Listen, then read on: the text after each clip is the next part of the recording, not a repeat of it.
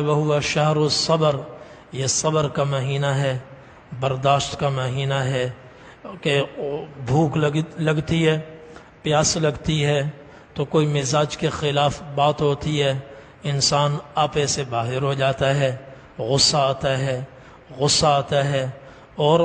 پھر اس کی عقل اس کے قابو میں نہیں رہتی، تو حضور نے فرمایا وہ شہر الصبر، یہ صبر کا مہینہ ہے، برداشت کرنے کا مہینہ ہے، اور غصہ پینے کا مہینہ ہے۔ مزاج کے خلاف کوئی بات سامنے آئے تو اس کو برداشت کرنا، اس کو سہ جانا۔ دوسری روایت میں نبی کریم صلی اللہ علیہ وسلم نے ارشاد فرمایا یہ وہ مہینہ ہے فَإِن قَاتَلَهُ أَحَدٌ فَإِن سَابَّهُ أَحَدٌ أَوْ قَاتَلَهُ فَلْيَقُلْ إِنِّي امْرُؤٌ صَائِمٌ، کہ اس مہینے میں کوئی کسی کو گالی دے، روزے دار سے فرمایا اگر تمہیں کوئی گالی دے یا تم سے کوئی لڑے تو گالی کا جواب گالی سے نہ دو، لڑائی کا جواب لڑائی سے نہ دو، بلکہ اس سے اتنا کہو بھئی میرا روزہ ہے، ان امرؤ صائم، میرا روزہ ہے، وہو شہر الصبر، یہ صبر کا مہینہ ہے، صبر کا مہینہ ہے۔ گھر میں روزے کی حالت میں کوئی سویا ہوا ہو، بچے کھیل رہے ہوں، تھوڑا شور ہو تو اٹھ کر ان کی پٹائی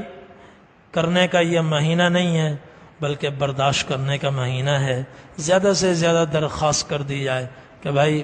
شور نہ کرو، میرے آرام میں خلل آ رہا ہے، سر میں درد ہو رہا ہے، شور نہ کرو۔ صبر حتی الامکان برداشت کرنا۔ سحر و افطار میں کھانا تیار ہوتا ہے، نمک زیادہ پڑ جائے یا نمک کم ہو جائے تو اس کو بھی برداشت کرنا، اس لیے کہ جس نے پکایا ہے اس کا بھی تو روزہ ہے، اس کا بھی روزہ ہے۔ تو پورے سال اگر بیوی نے اعلیٰ سے اعلیٰ اچھے سے اچھے کھانے اس نے